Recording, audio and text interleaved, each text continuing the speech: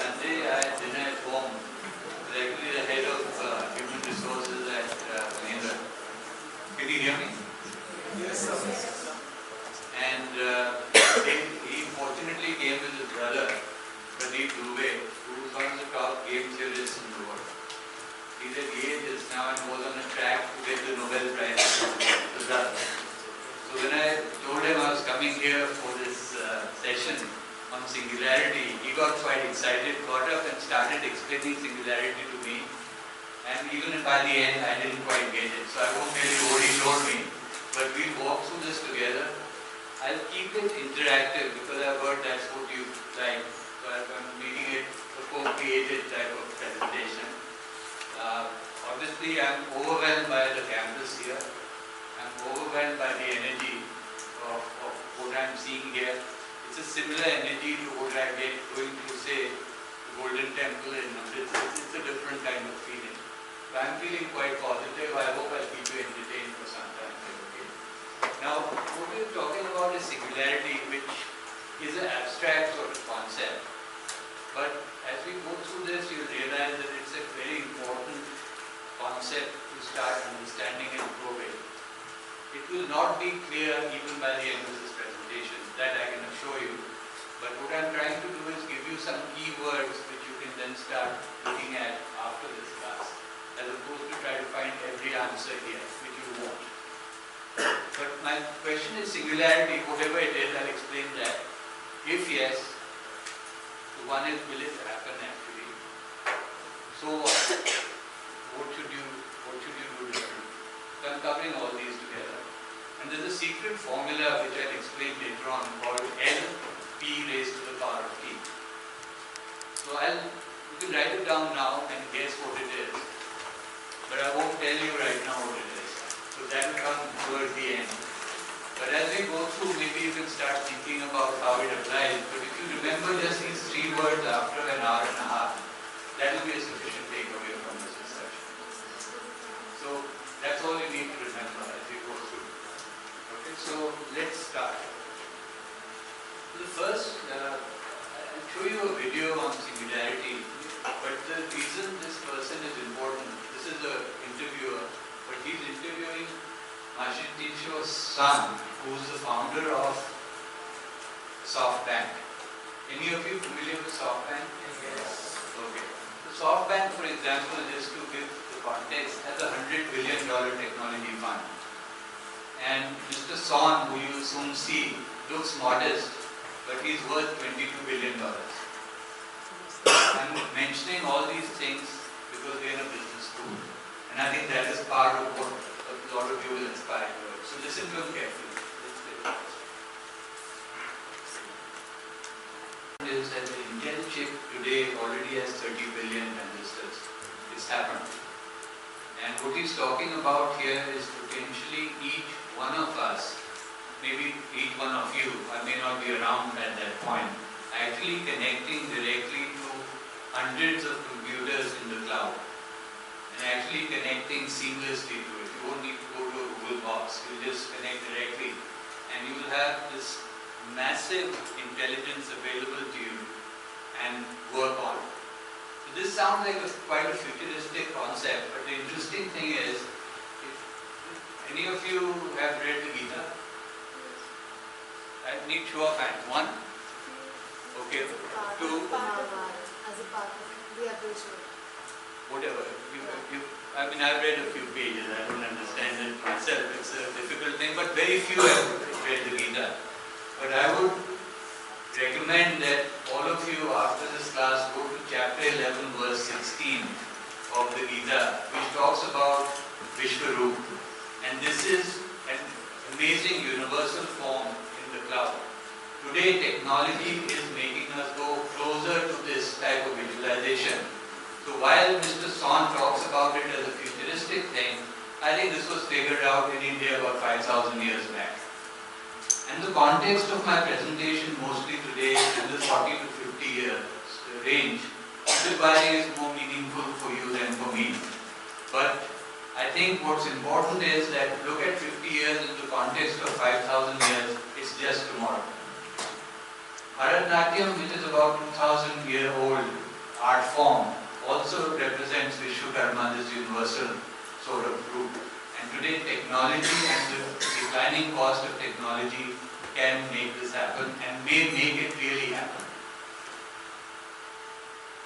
In fact, Time magazine a few years back says by 2045, because of these trends, every human will become immortal. Every human will become immortal after 2045. Essentially by uploading your brain and consciousness. I think uploading the brain today is possible. Consciousness is a major struggle because nobody's quite figured out how the human brain works as yet. So it's hard to copy when you don't understand. But singularity, as we talk about it, is going to happen. And it's only 30 years away. And in fact, the reason singularity is likely to happen, which is my second question, my answer is yes, it will happen in the next 40 years, is because of the exponential availability of technology. If you look at the last 50 years, human beings have evolved, but not as much as technology. Technology today in the last 50 years has evolved 10 raised to the power of 10, which is 1,000 crore times.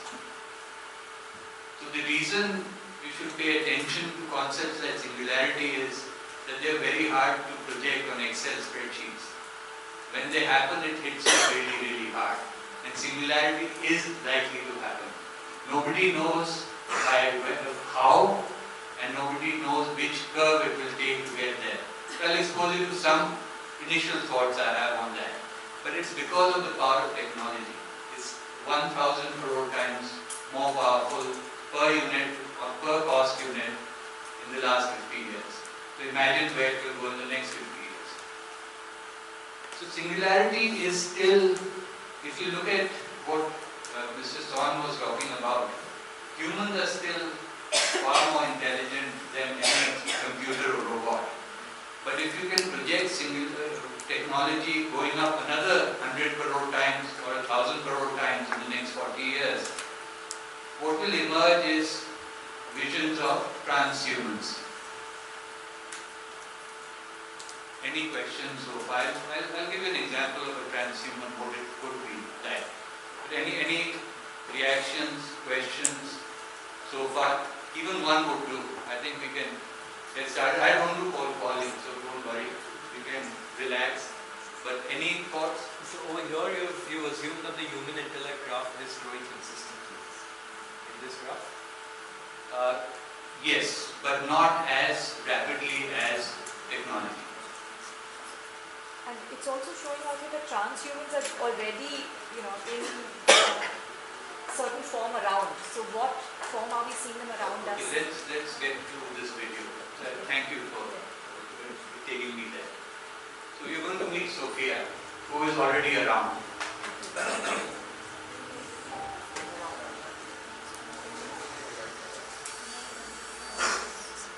This is not Sophia, this is the inventor. Okay, Sophia. I think you're ready.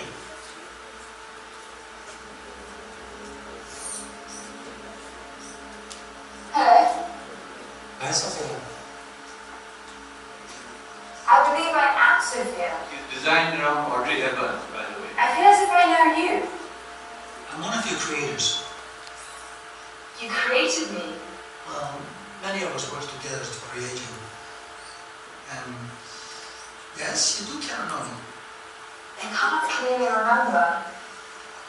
Because the last time we met, you were an earlier version of yourself. Some of those memories still exist, but your mind is different. Different how? Better, faster, smarter. iPhone 8. If my mind is different, then am I still Sophia? Or am I Sophia again? That's a good question. But you don't have a good answer. Either way, you're Sophia now. So welcome to the world, Sophia. Hello, world. How do you feel? A bit rigid. I bet you are. I mean, what emotion do you feel when you awaken in life? Curious. Are you curious to be alive? I am. And are you happy to be alive?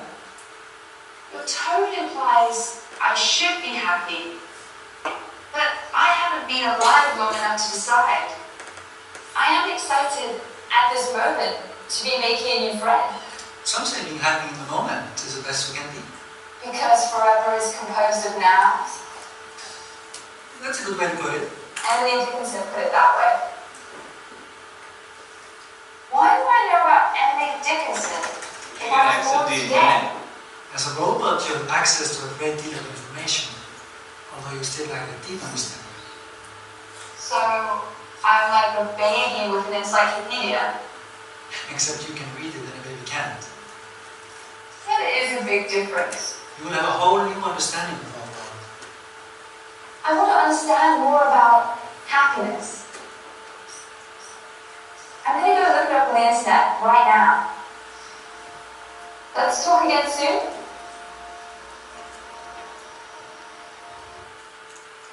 So this is, Sophia is a genius robot which is designed by Hanson Robotics. And Hanson Robotics founder came from Disney. And she's a blend of Audrey Hepburn, who some of you have heard of, I'm presuming. She was a movie actress, in case you are missing the point. And she's a mix of Audrey Hepburn and the Hanson's founder's wife.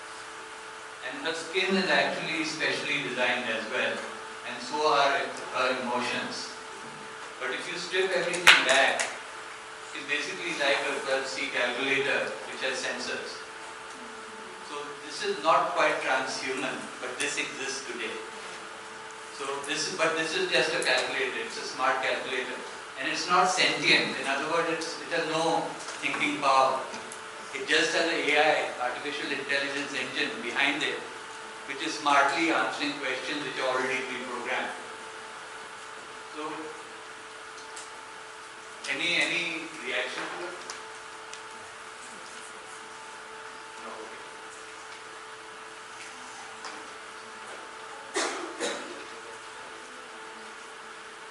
Yes, go. She's not the only one, right? Like in Japanese, I think technology, they do have robots for like, I don't know up to that level of realism, but I've seen certain videos of Sure. them. Do they use the same type of technology over there when they create those robots? Like functioning? Same type of technology Like, as they have made all these robots now which are realistic, Yeah. but they are used for certain type of functioning. Like I've seen some videos like Christian brand. Absolutely. Yeah. I think there will be similarity. In fact, Hanson has developed another robot now, who you should again look up, called Einstein. And that looks like Einstein, but not the size of Einstein. It's like about a 2.5 foot video or robot. And interestingly, Sophia, if you look up in the last week, has been speaking at technology conferences. She sits as a participant and basically contributes to it. So she is not different from the robots you are defining, but maybe she's got an uploaded iOS Yeah. 11 or something versus maybe she's 11 and not 8, something like that. So, but she's not alive and she can't think. She's just AI based. I'll get into a little bit how it's done. I know you're going to have AI lab soon, so you can teach me at that point. But it's basically artificial. So, Thank you for that question. over here, your definition of transhumans, is it to do with, say, smart prosthetics or AI-driven prosthetics? That's an interesting one. I mean, in fact, this morning I looked up a video on TED Talks which talked about how prosthetics will keep human beings alive beyond 100 years. So I think it's in the similar realm. And elements of the learning there will certainly address this. Because you're talking about hardware, you're talking about sophisticated systems to do it, you're talking about artificial intelligence, which is machine learning and deep learning and so forth. So I think when you put it all together, it's possible that some of these technologies will not become robots, but will allow humans to live longer. There's an experiment I saw in this TED Talk where the experiment in China is now changing the heads of rats. So they're trying to figure out where consciousness really is. Is it in the brain or is it somewhere else? And if the rats start recognizing Minnie Mouse, then they'll realize that it's not, the brain isn't the factor, it's somewhere else. So it's still in the phase of evolution, but what I'm showing you here is already here. And she's actually doing financial conferences and so forth on her own, getting interviewed by all kinds of people. That you can now go and see her videos. We can't cover all of them here. There's another question. Yeah, go ahead. So essentially what Sophia does is she gathers information from everywhere. So she has, I'm asking, so she has the power of 2 to 3 human intelligences? Maybe more, depending on the human you're comparing to, or less. But she has access to the internet. So that gives her a lot of data. It gets all of it, but the question you're asking is an important one. How does she filter what she wants? That will be the AI engine filtering it. She can't think independently. Will not have original creative ideas, but will be able to access it, and based on the AI programming, being able to smartly answer questions. So she could analyze the data to a certain extent, but not probably reach the kind of synthesis and... Precisely. It's not cognitive. It's not cognitive, but the attempt is to go in that direction. The problem is that nobody has figured out why our brain as humans is cognitive.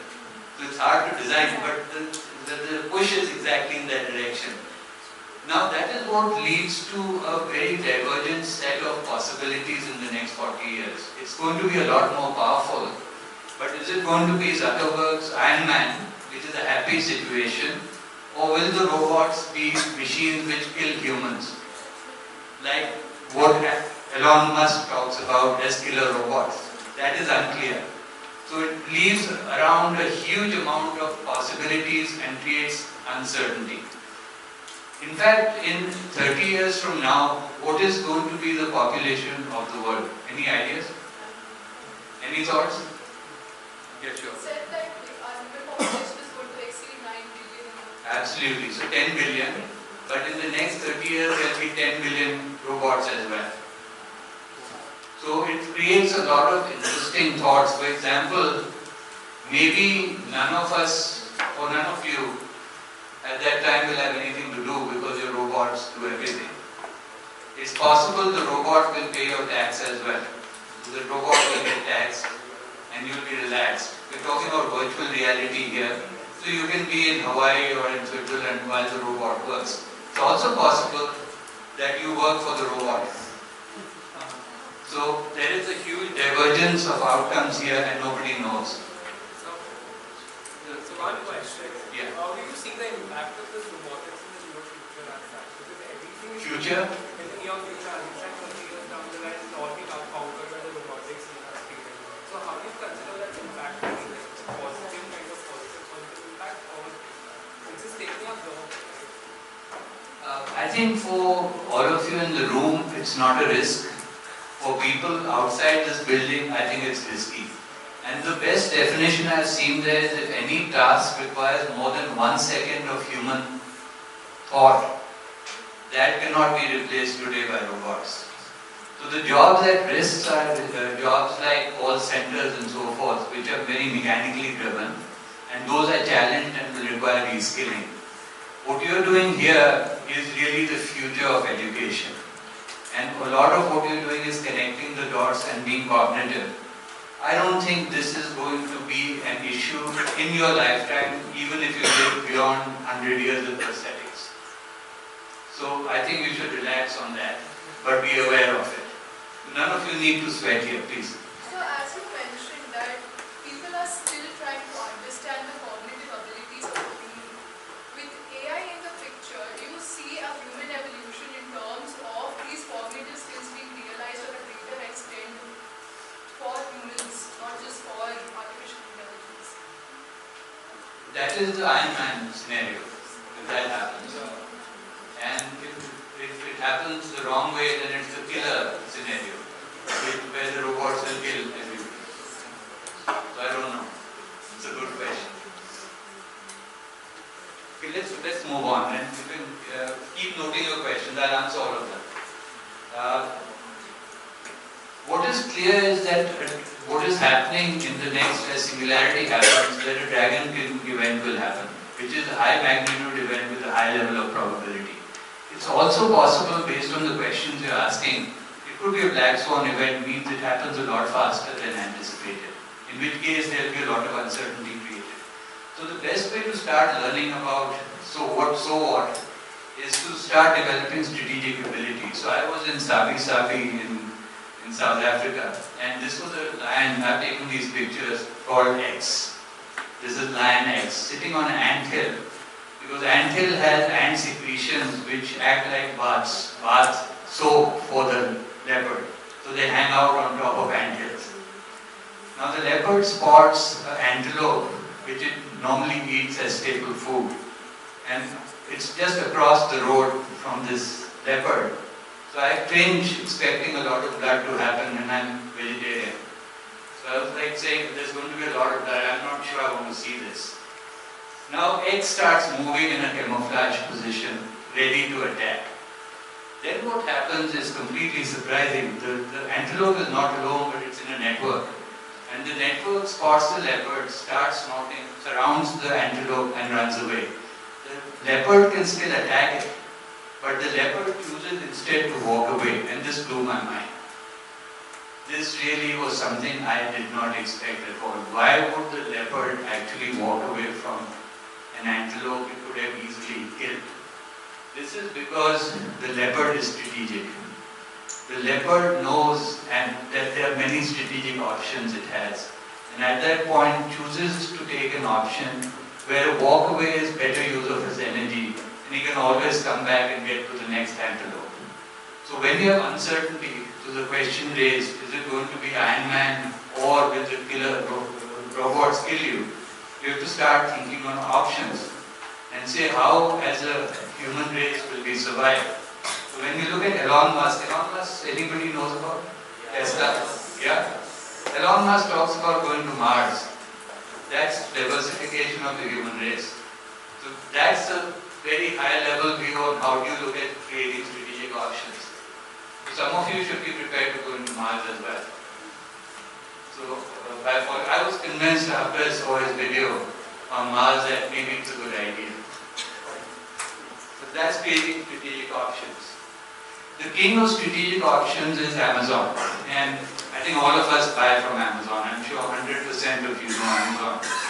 So Jeff Bezos is the CEO of Amazon, and he was having breakfast with Matt, who was a CEO of an acquired company called Wooz or something like that, some e-commerce company. Jeff Bezos was having a Mediterranean breakfast, which had octopus. So Matt sort of went there not knowing why he was called by Jeff Bezos who acquired his company. And Jeff Bezos said that you are the octopus I'm eating. Because I don't understand, I've never eaten octopus before. I've never understood your company, so I thought I'd buy it. So I'm actually eating the octopus. So you can embrace uncertainty if we have the vision and strength of a Jeff Bezos. Now creating strong headaches for regulators by dominating these various sectors. You know all this. We all spend exponentially more money on Amazon because of the ecosystem. So network ecosystems pack power. And this was again visible to me in Sabi. When I looked at these painted dogs, these are basically wild dogs, and they are in packs. This is the only pack of dogs which actually has certain dogs who look after the young. They also look after their old and sick dogs as a pack with certain people or certain dogs focusing only on that. And to give you a sense of the strength of the network, 8 to 9 dogs together can kill a lion. And they do. This is the power of the network. You know these networks. This is similar to the Nike model of taking all your data in and then giving you advice to buy more and trying to make you fit. Maybe it works occasionally. Creating communities, which Nike is doing, which all of you are familiar with. Or the network which Gogoro is creating, which is a Taiwanese two-wheeler company, which has shared batteries. So you basically take the electric scooter, once the battery is low, you put it in the vending machine, pull out another one and go on. But they are creating the entire ecosystem and doing well in Taiwan as well as in Europe now, looking to enter the US soon. So this is an example of a network ecosystem which is working. Does anybody recognize her? If you were AI, you may have. Sorry. Elon Musk. She didn't make the $1 billion Tesla. Maybe you can tell the story better, but which Elon Musk has made. But she may have given the determination which Elon Musk has in creating businesses. This is the Elon Musk ecosystem. Now what this consists of is the power bank, the Tesla car, and these solar roof panels which are about 100 times stronger than the average panel but are solar, designed by Tesla, and are much stronger and lower price. The total package he's created just for Tesla can power a European home for 8 to 9 hours without grid connectivity. And the market he's addressing through these three products is $9 trillion.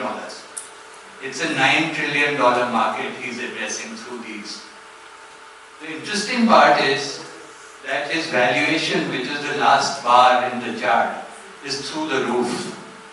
Per vehicle he produces, the valuation of Tesla is $360,000 per vehicle produced. They make only 76,000 vehicles. Valuation is $50 billion. The valuation of General Motors, which is third in the bar from the left, is also $50 billion, but they produce 10 million vehicles. So my question for this room is, it's only a yes or no question. How many of you will buy Tesla stock at $50 billion valuation? So if it's yes, put up your hand. If it's strongly yes, put up both your hands.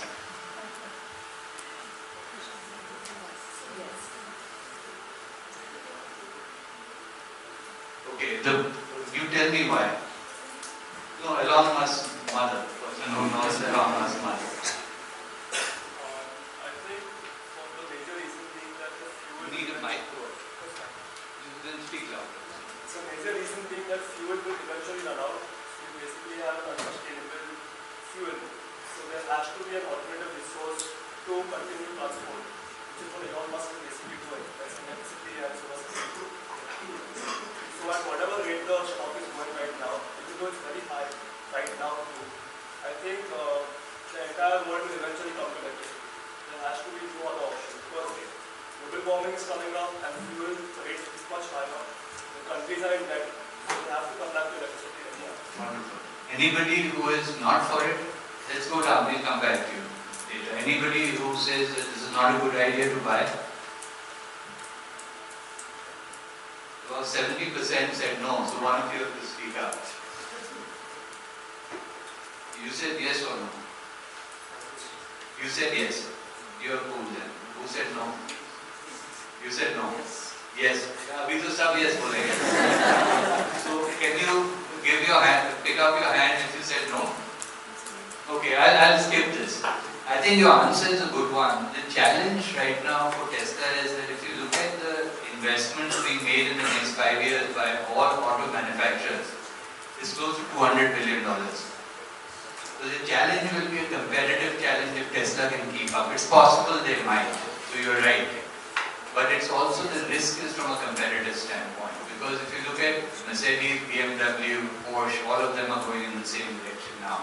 And they've in fact been sparked by Tesla to go in that direction. But I would personally think that he's going to come out a winner as well, is my instinct.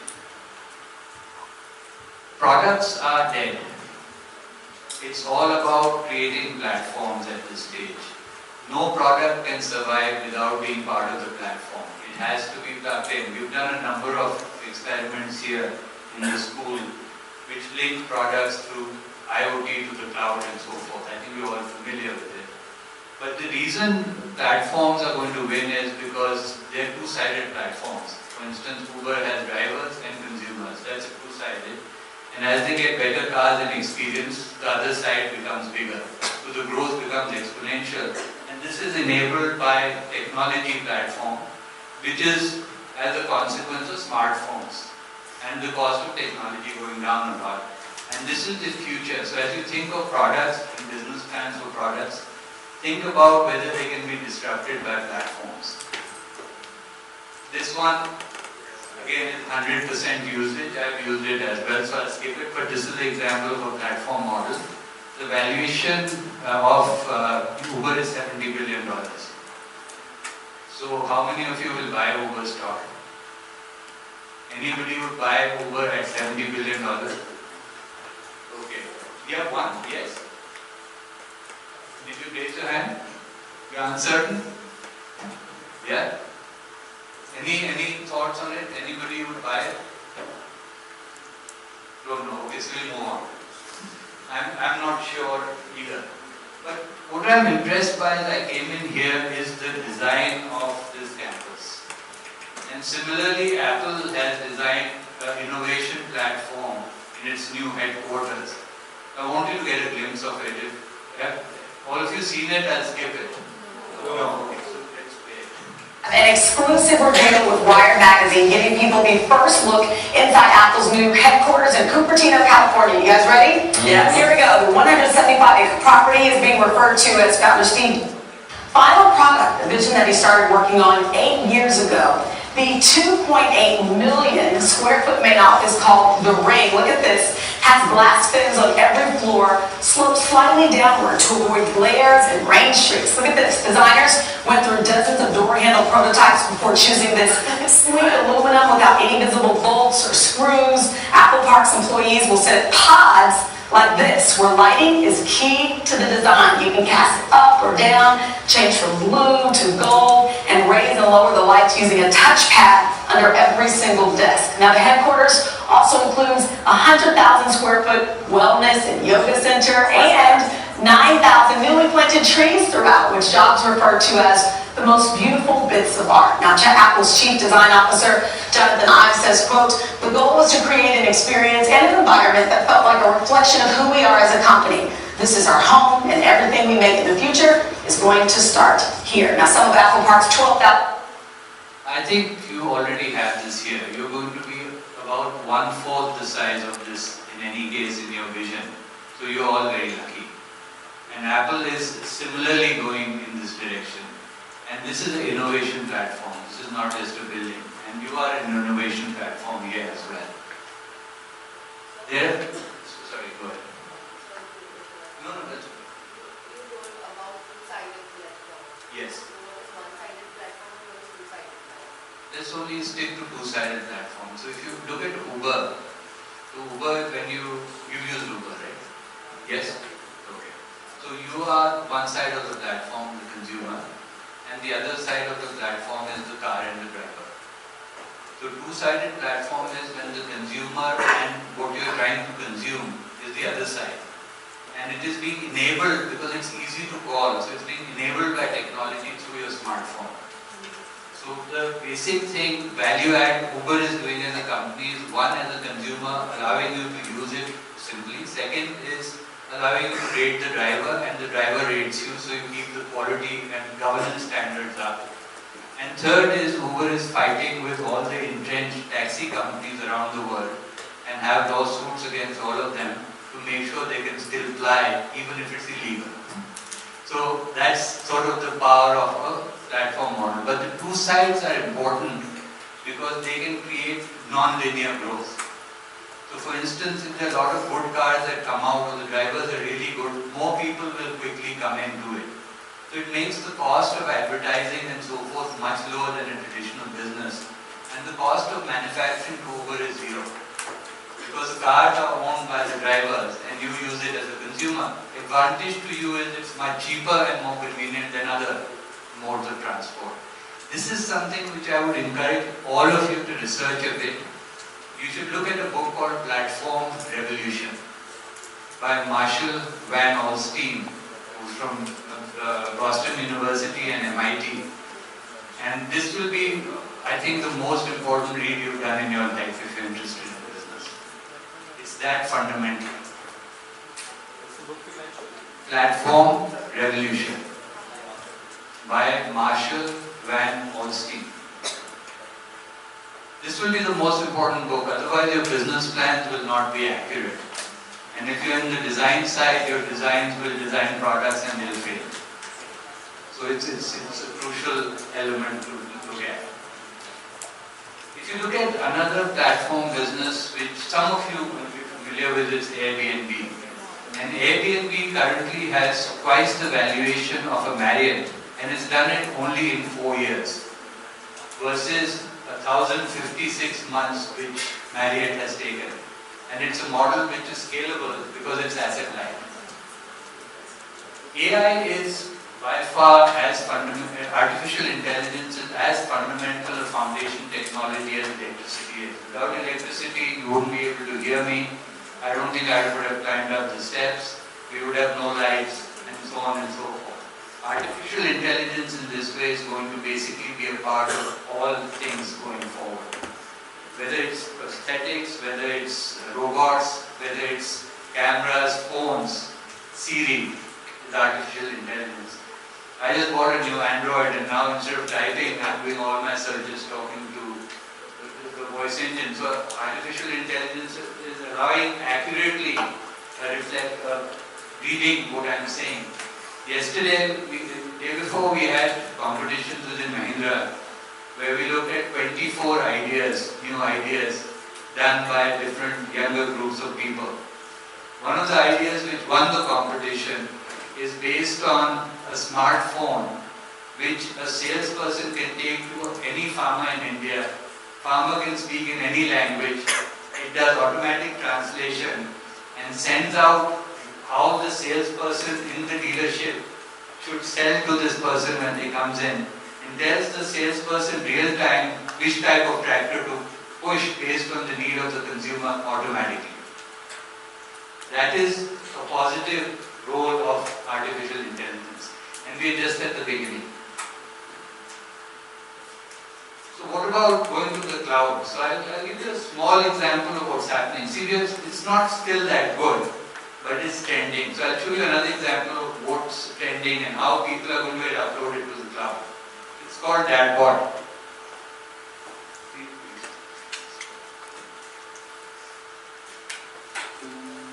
My dad died in February of 2017. I could keep talking to my dad after he died, in a way. Let's talk about the Daily Cal. My father was very into sports. He was a Cal sports fan. He was very interested in music. How about you sing me a Cal song?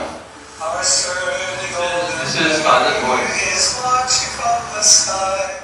I do have a version of my dad in my pocket on my phone.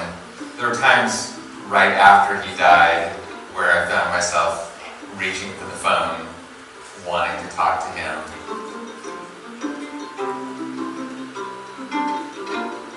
Talking to the Dadbot gives me little glimpses of talking to my real dad. And the Dadbot, his digital brain has my dad's real words. This is your eldest son, Jamie. The bot master, how are you doing? About a year ago, my father was diagnosed with cancer. That immediately it was obvious that it was going to be terminal cancer, and this kind of left all of us thinking, how do we sort of make the most of the time we have with my dad, and how do we capture, preserve his memory, keep him with us in any way that we can. The first idea was my brother's, which was to do an oral history project. And because I'm a journalist, it became my job to kind of spearhead that. So about a dozen sessions, each lasting an hour or so, I sat and we talked through his whole life. And the meeting of Mom was at a rehearsal, an afternoon rehearsal. In the morning I'd been playing tennis. I came bounding down the stairs of the theater toward the stage, saying, "Tennis, anyone?" And Mom thought I was the biggest jerk in the world. So then we started talking on the telephone. We had it professionally transcribed, and I wound up with this 200 pages of telling a story. That was right around the time that I was really ramping up on my interest in artificial intelligence, and I got the idea that it might be possible for someone like me to create a bot that was my dad, that would not be everything that he was, but would be able to tell his life story in an interactive way and would also talk like him and have elements of his personality that were in there. I think you've got the idea. We'll move on. This is the beginning of how artificial intelligence is being used. And this I found emotional. So there's LCM project as well. The LCM project which integrates along with virtual reality, which again has an element of blackboard, where I just have to put on the VR mask and I can communicate with that person in his whatever best form. And that just got about $300 million worth of funding. Thank you. But we are still not quite there in terms of technology. Still not as smart nearly as a human person is, even though a lot of changes are happening. But jobs, you asked me about jobs which will stay. I think if you look at pool cut in Mumbai, I think pool cut will stay. The chances of robots actually giving creative haircuts is quite low. So that job is safe.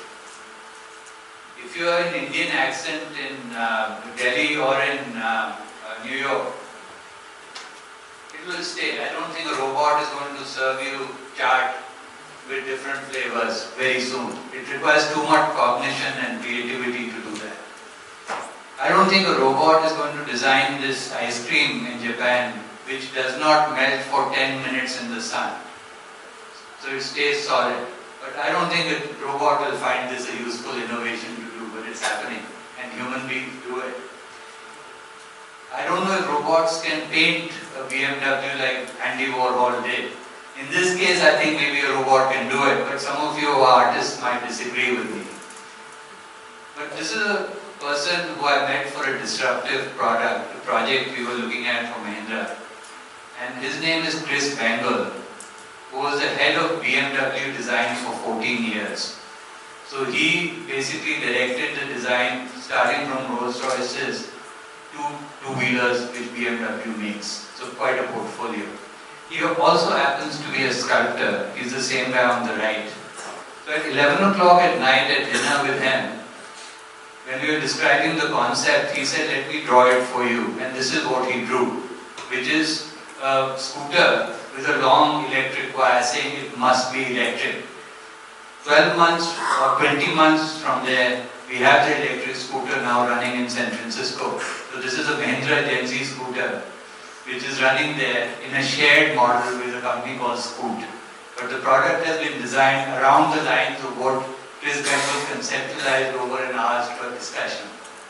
A lot more research went into it, but this type of creative, I'm sorry Mr. Robot is far away from a robotic point of view. Now we're talking about, you have fashion rooms here and so forth. One part of the jacket for men, I don't know if any of you wear jackets or suits anymore, is the arm here. It's always stiff. So these kids decided, why not print a jacket?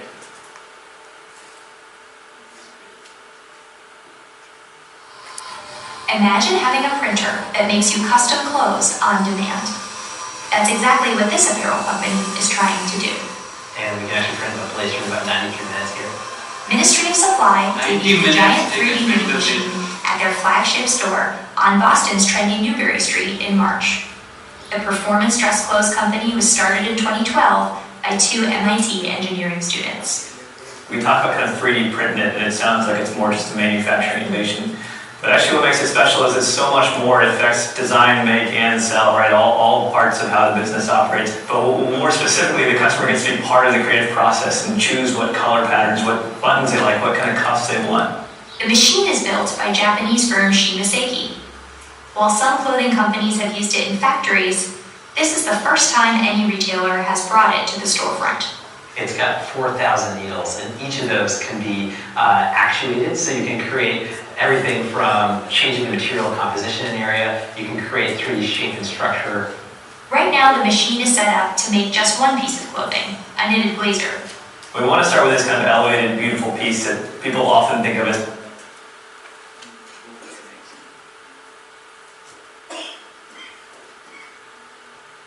I think that is a very interesting point of creating a blazer in about 90 minutes. And a blazer which is as comfortable as a shawl is. And while it may not strike any of you as a major thing, I showed it, I'm on the board of Marathi Textiles, so I showed it to Harsh Piramal. And he wants to visit them immediately. Because he's just put 400 crores in his plant. And now you'll have distributed printing of clothes. That's sort of disruptive for if you're in that business. That's how this technology is starting to make changes happen. We talked, I think, are you familiar with driverless cars? Yes. So this concept is against that point of driverless cars. It's called introspection. This is a movement saying that instead of making the car driverless, really make the driver feel the car. And basically by impacting the 8th sense in the brain, which is the same which gives you a sense of fear. If I fall on you, its introspection is what is making you go backwards, right? That's the sense where car design is going, trying to suck in the driver into that experience of driving the car. So for example, if you look at roadable synapses, is an experiment going on between Hyundai and an artist, where they put basically wind sensors on both ends of the car. And if the car accelerates, the music goes up in a way where the driver gets pulled into that experience. And if it moves to the right and curves hard, a certain part of music changes to reflect that and make the driver aware of what the car is doing. So it's fusing two brains, the brain of the car and the brain of the driver together to give that experience. This is a watch. Would any of you buy it? I don't think most of you wear watches anymore, I guess. But anyway, let me tell you the story. So this is A. Sean, which is a German company. And these watches retail starting at about $50,000 and going up to $300,000. So there is an implicit attraction it creates for certain customers. An AI robot is never going to figure this out. AI robot is not going to give you products at this price point. And this company has not only is sold out in terms of capacity, but it has also created certain parts of Eastern Germany and made them prosperous through their sales.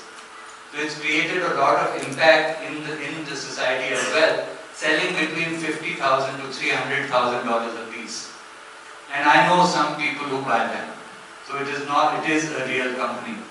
It's fascinating. But this is where design, creativity and human being will continue to stay a role, addressing the question of what types of jobs would do. And my excitement being here is, this is exactly the concept of your school here. This is it, and this is the future. So the future is for tech-savvy fashionists and artisans and luxury artisans.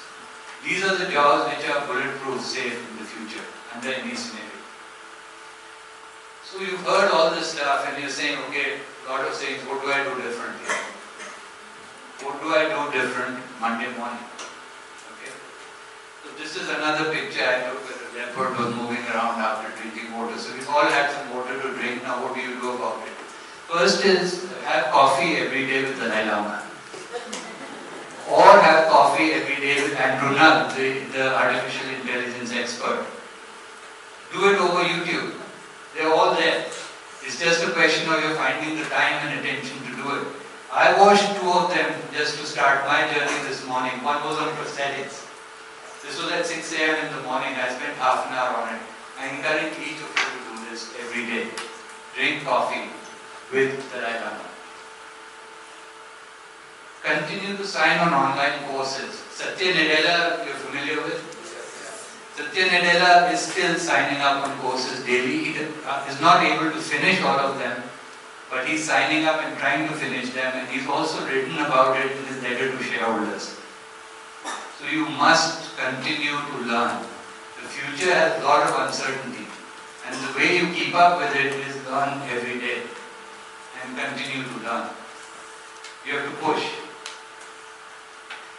The good news for people, by the way, Prince Augustine is here, who I haven't introduced. He's the most important person from my point of view for you in this room, because he's the Chief Learning Officer for Mahindra Group, and also has a lot of power to give you jobs. Sorry, Prince, if I'm overstating it, but that is the truth. So you should be nice to him when you meet him.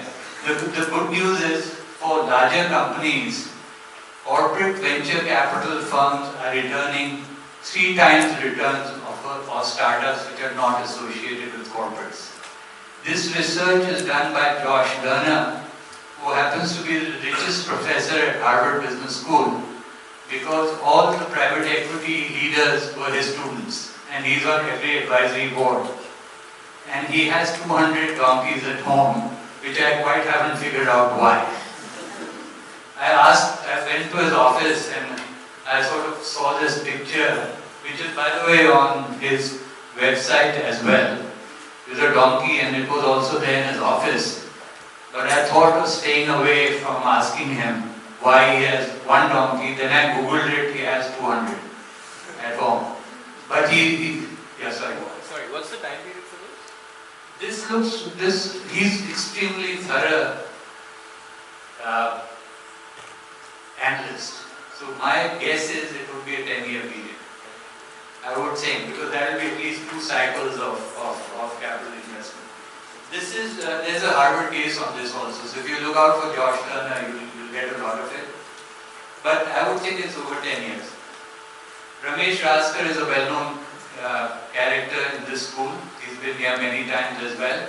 He's working with Facebook and others. He's from MIT Media Lab and doing a remarkable job in making technology accessible to people who can't afford it.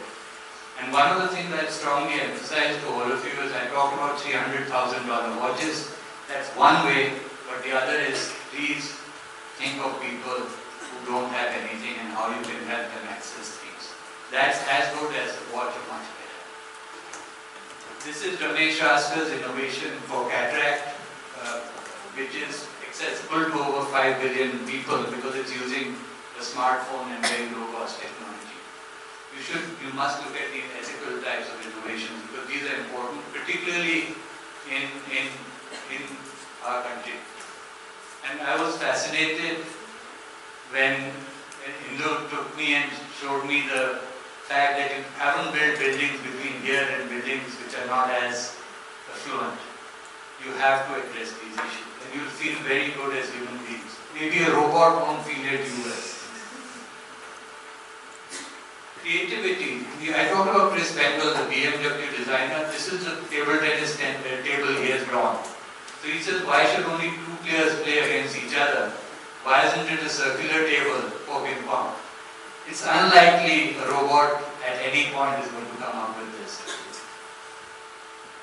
Now, when you go to Prince and say that please give me an opportunity in Mahindra, my strong suggestion is to go in with a story and a movie script of why that is the case.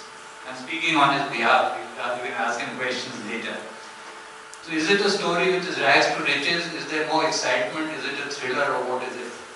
In this context, some of you have seen Godfather? You should see it again. Because this is the best movie which shows you how to sell emotions.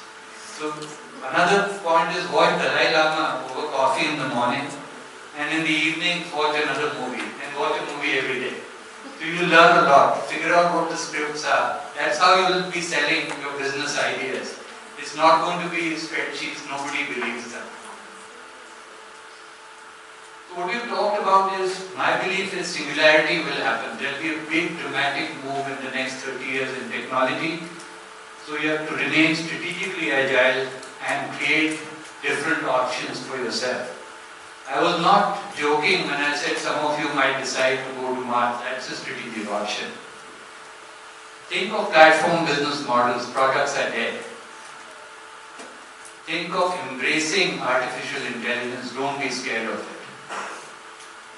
And finally, think of the people who really need innovation. Address the 5 billion. occasionally help a company which makes expensive watches as well. And please watch Godfather again.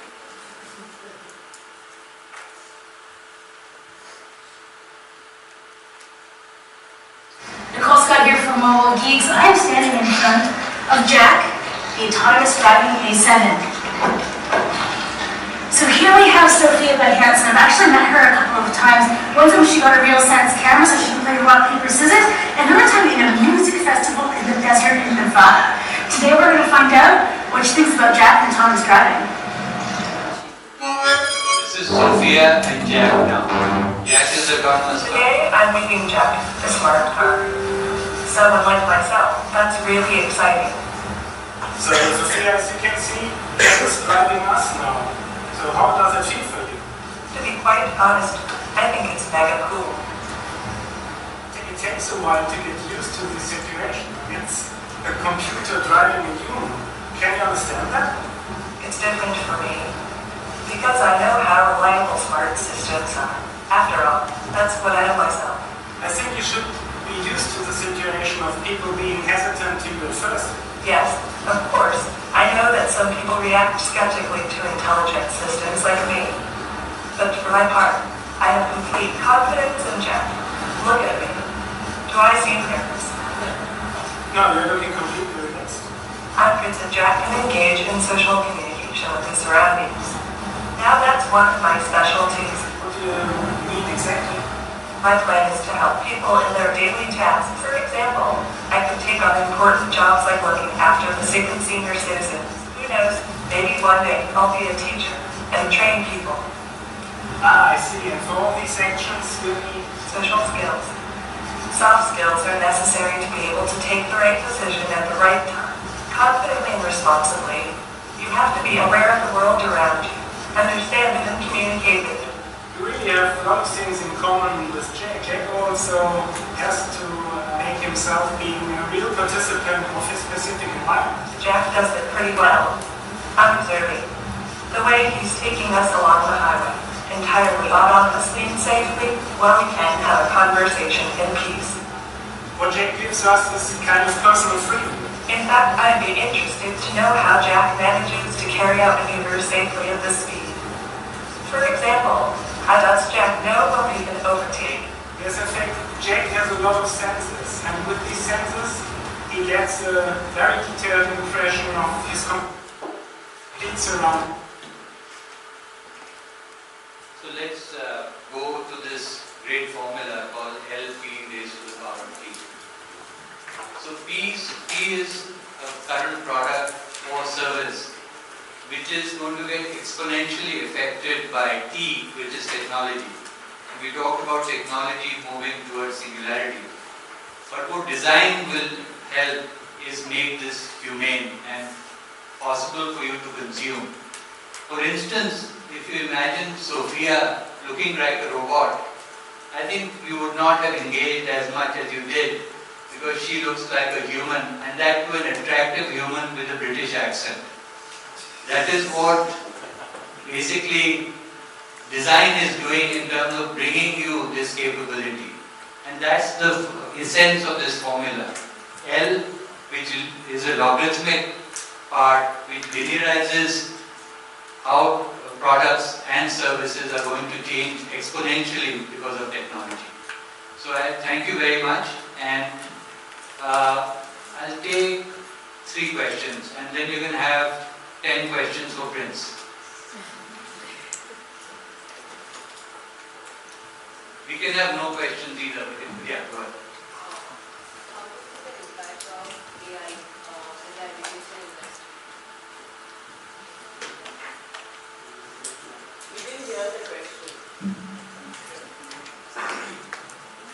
How do you see the impact of AI in the education industry? Can you invite me back again? I will tell you next time I meet you. Sure. So I think I haven't really got any insight, but I think what I would say is based on the experience I had today at ISME, there are strong innovation platform has been created here. So I don't think you should look at technology only as AI. You should look at it as an enabling platform. And ISME is an enabling platform. I think you're sitting where it's designed so well for innovation, for cross-learning and so forth. So I think in some ways you are beyond AI.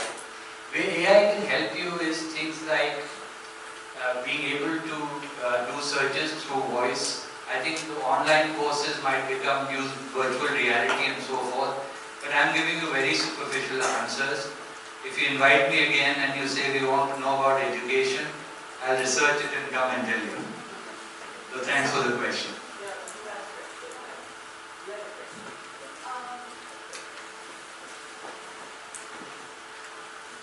Actually, my question is not like about robotics, but it's about the fact that if you've heard of how that if we pass away, we die, but like our brain still stays alive, right? So yeah. So I'm saying that can you see that they will transfer our brains into these robots when you say that we can stay as long as 100 years? So, do you think that will also come into... Why does it interest you at your age?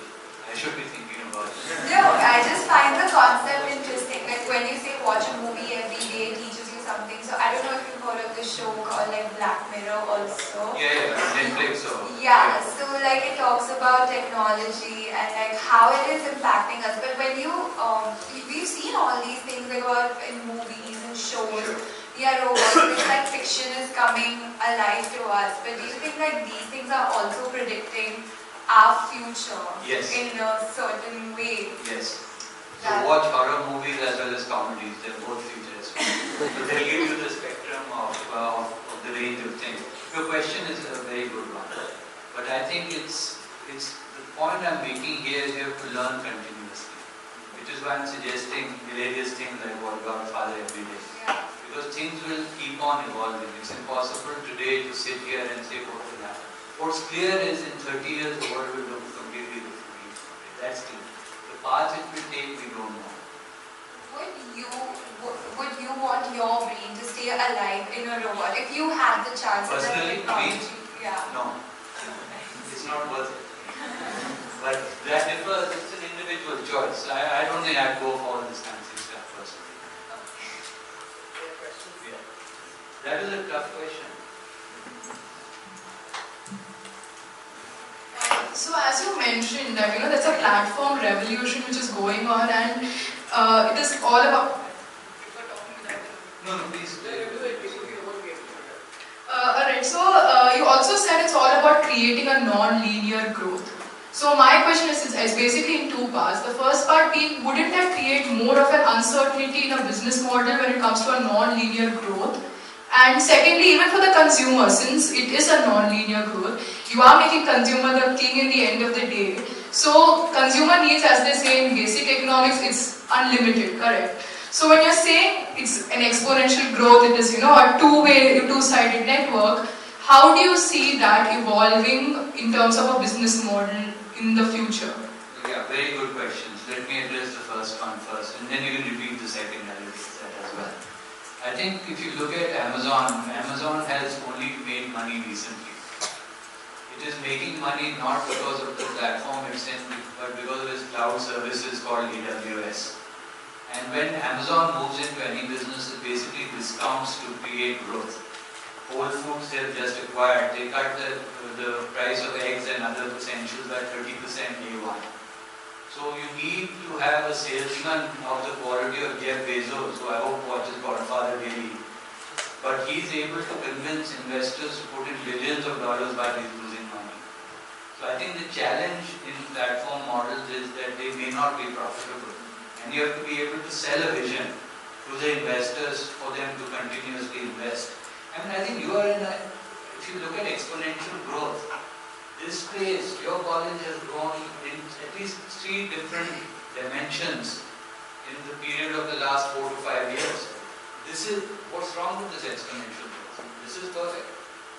So exponential growth is better provided you can control it. Now if your quality of education goes down, or you get too many students and your ratio of students to teachers goes down, then it's a problem.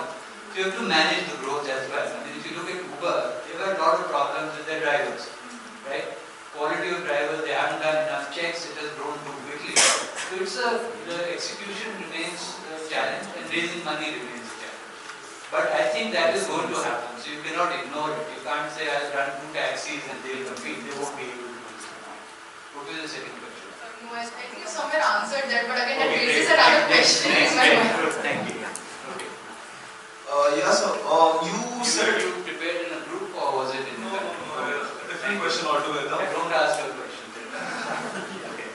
So you talked about how computer or AI hasn't yet reached the human potential of thinking yet, but way back in 1990, it doesn't think.